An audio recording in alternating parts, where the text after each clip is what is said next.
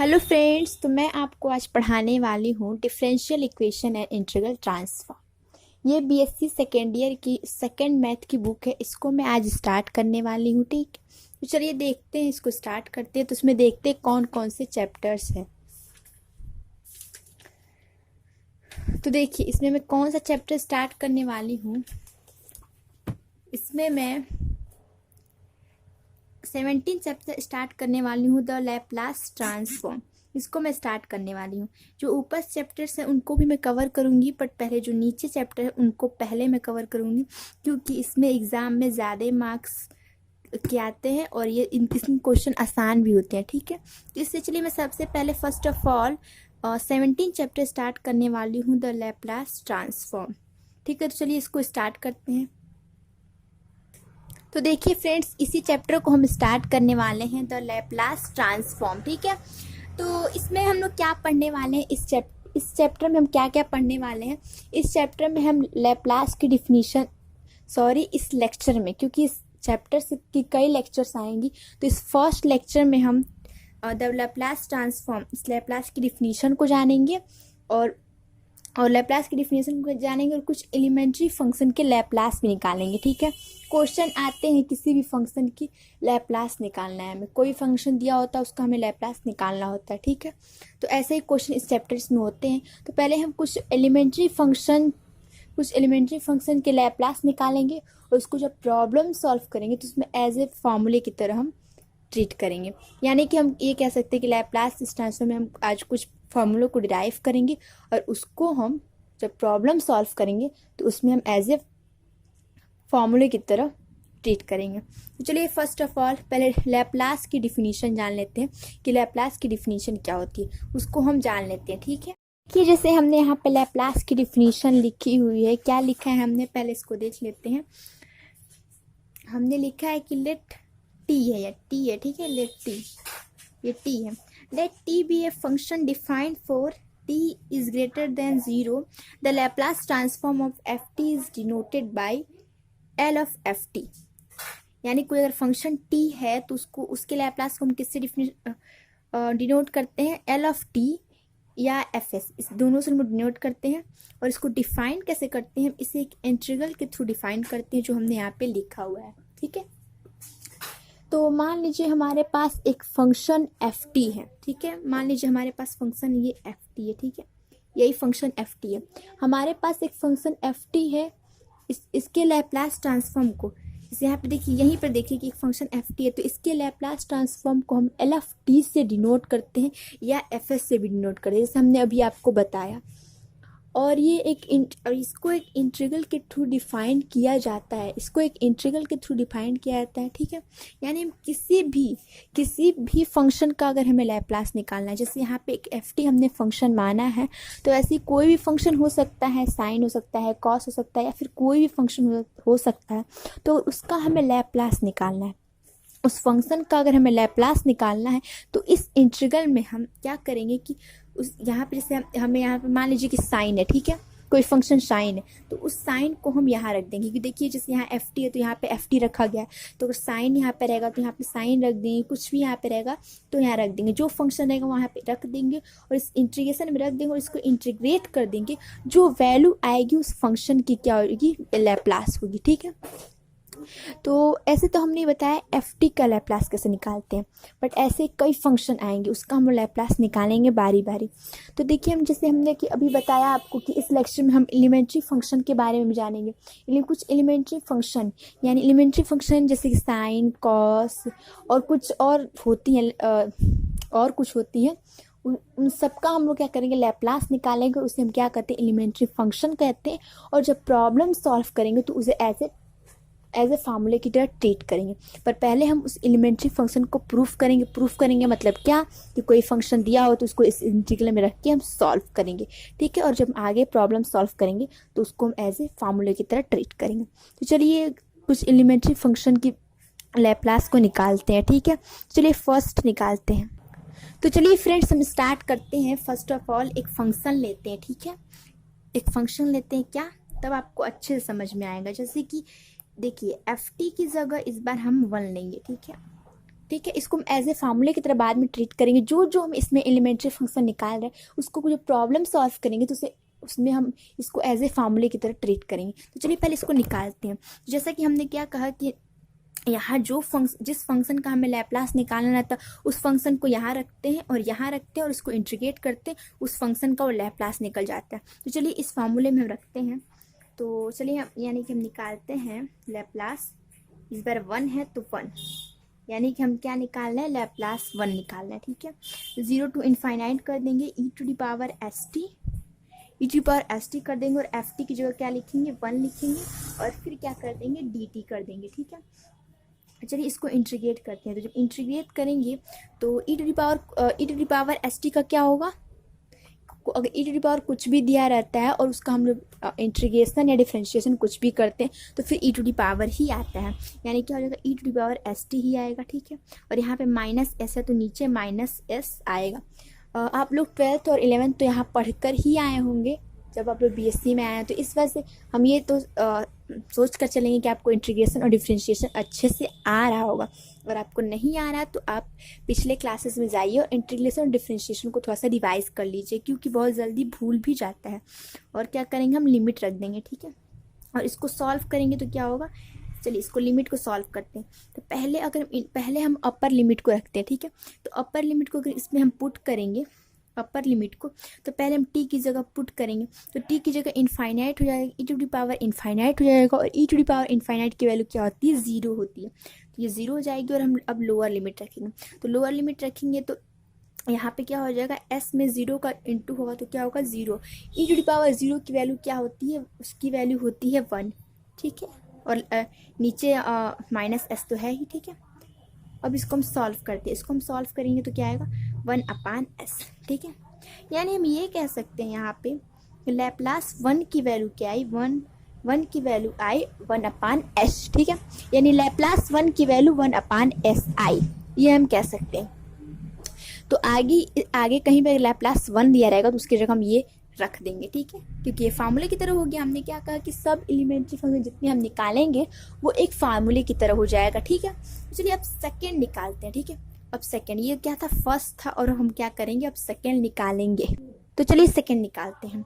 Second मान लेते हैं कि if f t is equal to t. ठीक है, is f t is equal to t, तो वही कंडीशन सेम ऐसे करेंगे। क्या करेंगे, इसमें हम क्या रखेंगे, इस बार हमने क्या माना है, टी। ठीक है, तो करेंगे लैप्लास टी, यानी कि हम लैप्लास टी निकालना है।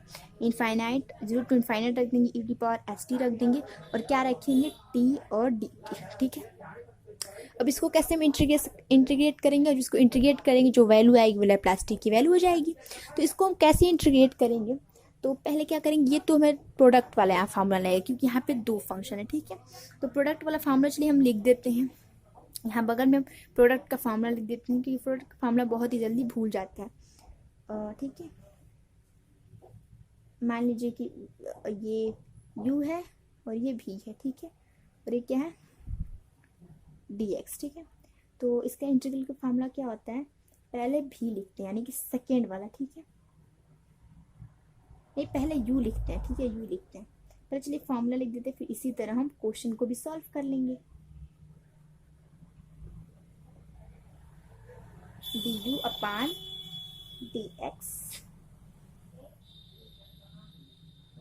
v dx dx। ठीक है, ये फार्मूला होता है, ये क्या होता है, फार्मूला होता है, प्रोडक्ट का फार्मूला होता है। चलिए इसी पे बेस्ड हम क्या कर देते हैं, इसको रख देते हैं। ठीक है, चलिए स्टार्ट करते हैं। तो मान ली इसको हम मानेंगे कि फर्स्ट फंक्शन है और इसको हम मानेंगे कि सेकेंड फंक्शन है। ठीक है, हम जिस सेकेंड किसको मानते हैं, जिसका इंटीग्रेशन मतलब सॉल्व ना हो पाए, इसका करेंगे तो आगे एस टी आते जाएगा। ठीक है, उसको सेकेंड हम मानेंगे। तो चलिए स्टार्ट करते हैं। तो पहले हमने क्या कहा, पहले हमने किया कि जो फर्स्ट वाला फंक्शन है उसको हमने क्या किया, यहाँ पे रख दिया। देखिए इसमें यहाँ फर्स्ट वाला फंक्शन रख दिया, तो फर्स्ट वाला फंक्शन क्या करेंगे, रख देंगे यहाँ पे। चलिए यहाँ पे सॉल्व करते हैं क्योंकि लंबा जाएगा, यहाँ पे करते हैं। ठीक है, लंबा जाएगा t और हमने क्या किया, सेकेंड वाले फंक्शन का इंटीग्रेशन किया। यहाँ पे सेकेंड वाले फंक्शन का इंटीग्रेशन किया है। तो सेकेंड वाला फंक्शन क्या है, इसको इंटीग्रेट करेंगे। इसको इंटीग्रेट करेंगे तो e⁻st आ जाएगा अपॉन s हो जाएगा। ठीक है, तो हम लिमिट को रख देंगे। ठीक है, क्योंकि जब इंटीग्रेशन करते हैं लिमिट दिया है तो लिमिट को रख देते हैं और माइनस करके फिर क्या करेंगे, फिर क्या किया, इंटीग्रेशन किया और इंटीग्रेशन लिख देंगे और 0 to ∞ कर देंगे। और क्या किया, पहले वाले को डिफ्रेंशिएट किया। ठीक है, तो पहले वाले को डिफ्रेंशिएट करेंगे यानी कि t को डिफ्रेंशिएट करेंगे तो 1 आएगा, तो उसको छोड़ सकते हैं। चलिए 1 लिख भी देते हैं। और फिर इंटीग्रेशन किया है दूसरे वाले को। ठीक है, दूसरे वाले का इंटीग्रेशन किया है, तो दूसरे वाले का इंटीग्रेशन करेंगे तो क्या आएगा, वही आएगा e⁻st अपॉन -s। ठीक है, ये हो जाएगा। ठीक है, dt। ठीक है, तो इसको सॉल्व करेंगे तो क्या होगा, यहाँ पे पहले हम क्या करेंगे, यहाँ पे अगर हम लिमिट रखते हैं तो 0 हो जाएगा। आप अगर t भी रखते हैं यहाँ पे तो 0 ही हो जाएगा, क्योंकि t में इंटू होगा इसका तो 0 ही हो जाएगा। और इनफाइनाइट भी रखेंगे तो यहाँ e⁻∞ की वैल्यू 0 हो जाएगी, यानी पूरी ये वैल्यू 0 हो जाएगी। ठीक है, अब इसमें बस देख लेते हैं। ठीक है, तो इसको छोड़ देते हैं, इसको बस सॉल्व करते हैं। ठीक है, तो इसको सॉल्व करेंगे तो क्या होगा, इसको सॉल्व करेंगे तो क्या होगा, पहले एक काम करते हैं, इसको क्या करते हैं, s को बाहर निकाल देते हैं। ठीक है, यानी 1/s बाहर निकाल देते हैं, क्योंकि ये t का फंक्शन तो है नहीं, t का फंक्शन बस ये है, तो इंटीग्रेशन सिर्फ इसका ही होगा। तो माइनस है तो माइनस पहले से भी तो प्लस हो जाएगा, 1/s निकल जाएगा। और चलिए इसको इंटीग्रेट कर देते हैं। ठीक है, तो चलिए s तो हो गया। इसको देखिए, आप ध्यान से देखिए। ठीक है, इसको आप देखिए ध्यान से, आपको क्या लग रहा है, ये क्या है, ये लैप्लास 1 है। क्यों लैप्लास 1 है, क्योंकि लैप्लास 1 की वैल्यू क्या, यहाँ पे हमने क्या लिखी, पुट की थी ये चीज़, और सेम कंडीशन यही तो है। यहाँ बीच में अगर 1 हम लिख देते हैं तो सेम कंडीशन यही हो जाती है, यानी ये लैप्लास 1 की वैल्यू है। तो हम ऐसे लिख सकते हैं 1/s और लैप्लास 1, यानी कर सकते हैं हम ऐसे कर सकते हैं 1/s। ठीक है, और लैप्लास 1 की वैल्यू क्या है, 1/s है, तो हो जाएगा 1/s, यानी कह सकते हैं 1/s स्क्वायर। ये किसकी वैल्यू है, लैप्लास ऑफ ft की वैल्यू है। लैप्लास ऑफ t की वैल्यू क्या है, 1/s स्क्वायर है। तो हमने क्या क्या निकाला, हमने लैप्लास 1 निकाला। ठीक है, अगर ft की जगह 1 रखते हैं तो लैप्लास 1 हो जाएगा, और ft की जगह t रखेंगे तो लैप्लास t हो जाएगा, यानी कि हमने लैप्लास 1 और लैप्लास t की वैल्यू निकाल ली। अब चलिए अब तीसरा निकालते हैं। ठीक है, ये सब बाद में जब प्रॉब्लम सॉल्व करेंगे तो हम एज ए फॉर्मूले की तरह ट्रीट करेंगे। चलिए तीसरा निकालते हैं। ठीक है, और तीसरा ft की जगह हम क्या करते हैं, इसको t स्क्वायर रखते हैं। अगली बार हम, चलिए यहाँ पे लिख देते हैं, अगली बार हमने निकाला था, हमने लैप्लास 1 की वैल्यू क्या निकाली थी, 1/s निकाली थी, और लैप्लास हमने t की वैल्यू क्या निकाली थी, 1/s स्क्वायर निकाली थी। और अब हम क्या निकालेंगे, लैप्लास t स्क्वायर यहाँ पे, यानी कि हम क्या निकालेंगे, लैप्लास t स्क्वायर। अब इसकी हम वैल्यू निकालेंगे कि इसकी वैल्यू क्या आती है। ठीक है, चलिए एक निकाल लेते हैं। सेम कंडीशन वही करेंगे, अपने जो बेस्ट फार्मूला है उसमें हम क्या करेंगे, e⁻⁻st, और क्या लिखते हैं, फंक्शन, जिस फंक्शन का निकालना रहता है तो हमें t स्क्वायर का निकालना है इंटू dt। ठीक है, चलिए इसको डिफ्रेंशिएट, इसको तो सेम टू सेम हमने अभी पीछे ऐसे ही डिफ्रेंशिएट किया, बस t की जगह t स्क्वायर था। तो आई होप आप लोग को कोई भी दिक्कत नहीं होनी चाहिए यहाँ पर। ठीक है, ये हम प्रोडक्ट वाला, यहाँ पे प्रोडक्ट की फॉर्मूला लगा रहे हैं। ठीक है, प्रोडक्ट वाला फॉर्मूला लगा रहे हैं, 0 to ∞, और इसको इस बार क्या करेंगे, डिफ्रेंशिएट करेंगे तो 2t और e⁻−st -s और dt। आई होप आप लोग को ये समझ में आया होगा। क्या हमने वही फार्मूला लगाया था जो हमने u और v वाला जो करके प्रोडक्ट वाला फार्मूला, वही यहाँ पे पुट किया। इस बार फर्स्ट फंक्शन ये है, सेकंड फंक्शन ये है। ठीक है, चलिए इसको करते हैं। ठीक है, तो फिर से हम यहाँ पे देखते हैं कि अगर 0 रखते हैं या फिर इनफाइनाइट रखते हैं, दोनों टाइम क्या होगा, ये जो वैल्यू होगी वो 0 हो जाएगी। तो बस इसको हम देखते हैं। ठीक है, तो सेम कंडीशन यही करते हैं, dt का यहाँ पे देखिए dt है, तो ये t का फंक्शन, इसलिए हम -s को हम बाहर निकाल देंगे। माइनस पहले से है तो क्या हो जाएगा, प्लस हो जाएगा, 1/s बाहर निकल जाएगा। तो देखिए बच क्या रहा है, ये देखते हैं। ठीक है, चलिए टू को भी निकालना था क्योंकि टू भी कांस्टेंट है। तो t e⁻ st और dt। अब बताइए ये क्या है, ये क्या है, ये क्या है? ये हमने अभी जो पीछे निकाला वही है। क्या है? ये है लैप्लास टी की वैल्यू, लैप्लास टी। आप कहेंगे लैप्लास टी की वैल्यू ये, पर हमने जब हमने फॉर्मूला में रखा था लैप्लास टी तो सेम टू सेम यही आया था। चलिए एक बार पीछे रुके दिखा देते हैं आपको। देखिए जिससे हमने यहाँ पे सॉल्व किया था तो लैप्लास टी की जगह पहले हमने जब बेस्ड फार्मूला में रखा था तो ये चीज़ आई थी लैप्लास टी, ठीक है। और वहाँ पे सेम यही चीज़ आगे आ रही है, ठीक है। तो इसलिए हम क्या करेंगे, वहाँ पे हम लैप्लास टी यानी हम क्या रखेंगे 2s, और इसके जगह हम क्या रखेंगे, इसके हमने f पहले ही रख दिया लैप्लास टी की वैल्यू हमने निकाली थी 1/s²। तो क्या हो जाएगी 2/s³। ये किसकी वैल्यू निकली है? ये निकली है लैप्लास t² की 2/s³, ठीक है। ये वैल्यू निकल गई। और हमने लैप्लास t की वैल्यू क्या निकाली थी, हमने ऊपर लिखा भी है 1/, आपको दिख नहीं रहा होगा, 1/s², ठीक है। ये इसकी वैल्यू निकल गई। तो देखिए अगर हम यहाँ, चलिए इसको देखिए, इस वाले को हम इसको लिख सकते हैं Γ3/s³। इसको कैसे Γ3 लिख सकते हैं, क्योंकि हमें पता है कि Γ3 की वैल्यू क्या होती है, फैक्टोरियल 2 होती है, फैक्टोरियल 2, ठीक है। Γ3 की वैल्यू क्या होती है, फैक्टोरियल 2 होती है। यानी जो गामा में होता है वो एक अधिक होता है, और जो फैक्टोरियल में होता है एक कम होता है, तो दोनों इक्वल होती हैं। जैसे फिर इसको सॉल्व करेंगे, तो इसको जब सॉल्व करेंगे तो मैं ऐसे भी कर सकती हूँ, जब इसको सॉल्व करेंगे 2/s³ आ ही जाएगा। यानी हम 2/s³ की जगह हम क्या रख सकते हैं, Γ3/s³। और यह क्या, लैप्लास ऑफ t² की वैल्यू। तो देखिए अगर यहाँ पे 2 है, तो यहाँ पे 3 और यहाँ पे 3 आ रहा है। और यहाँ पे हम गामा करते हैं तो यहाँ पे 3 और यहाँ पे 3 आ रहा है। तो अगर हम लैप्लास tn की वैल्यू निकालते हैं, सपोज अगर हम निकालते हैं तो क्या आएगा, गामा में यहाँ पे 2 था तो एक अधिक, तो यहाँ n है तो एक अधिक, और अपॉन s³ यानी जो 2 है उससे एक अधिक, तो यहाँ पे जो n है उससे अधिक, ठीक है। तो ये एक हमारा बेस फार्मूला बनी है, ठीक है। यही मेन फार्मूला है। ऐसे हम कहेंगे एलिमेंट्री फंक्शन का हमने एक फार्मूला निकाला, ठीक है, डिराइव किया। और इस फार्मूले को जब हम प्रॉब्लम सॉल्व करेंगे तो एज ए फार्मूले की तरह ट्रीट करेंगे, ठीक है। हमने फंक्शन का निकाला। चलिए अब हम एक और फंक्शन का निकालते हैं, एलिमेंट्री फंक्शन एक और का निकालते हैं। किसका निकालते हैं देखिए। तो चलिए निकालते हैं अब क्या अगला।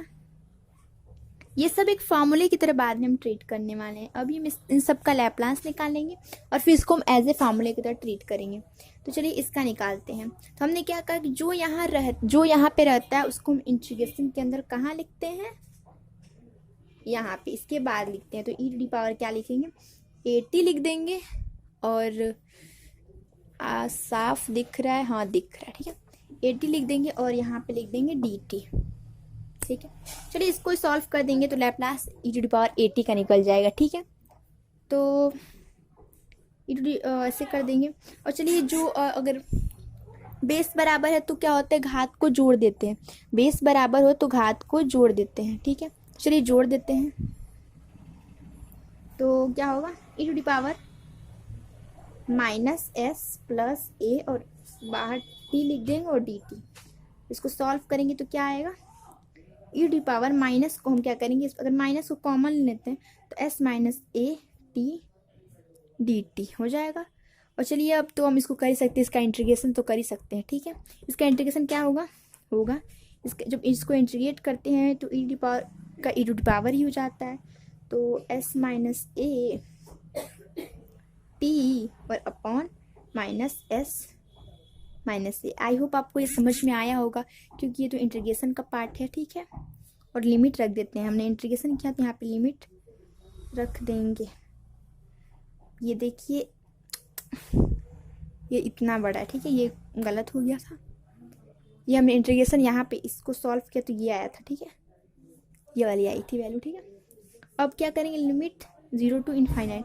पहले अपर लिमिट रखते हैं, तो पहले अगर हम अपर लिमिट रखेंगे तो टी में रखेंगे क्योंकि टी का फंक्शन है, तो अगर टी में हम रखेंगे तो पहले ही टी यहाँ पे इनफाइनाइट हो जाएगा और ई टू द पावर इनफाइनाइट की वैल्यू 0 हो जाती है, तो पहले ही 0 हो जाएगी, ठीक है। और फिर माइनस क्या करते हैं हम, फिर हम क्या करेंगे, ये 0 रखेंगे, तो यहाँ पे टी की जगह 0 रखेंगे तो ई टू द पावर 0 हो जाएगा, तो ई टू द पावर 0 की वैल्यू क्या होती है, 1 होती है, तो 1 हो जाएगी और नीचे क्या हो जाएगा, एस माइनस ए, और आगे माइनस कर देंगे तो क्या हो जाएगा, ये माइनस और ये माइनस, देखिए हम इतना ऐसे है, ठीक है, सॉरी बहुत ही ज़्यादा हम गंदा लिख रहे हैं, ठीक है। ये Laplace e to the power 80, ठीक है, ये भी एक एज ए फार्मूले की तरह हम ट्रीट करेंगे, ठीक है, एज ए फार्मूले की तरह। देखिए ये भी फार्मूला निकल गया कि ई टू द पावर 80, चाहे देखिए ए दिया है वहाँ 5 दे सकता है, 3 दे सकता है, तो Laplace e to the power 3t, Laplace e to the power 2t या 1t किसी का भी हम निकाल सकते हैं इस फार्मूले की तरह, ठीक है, इस फार्मूले से, ठीक।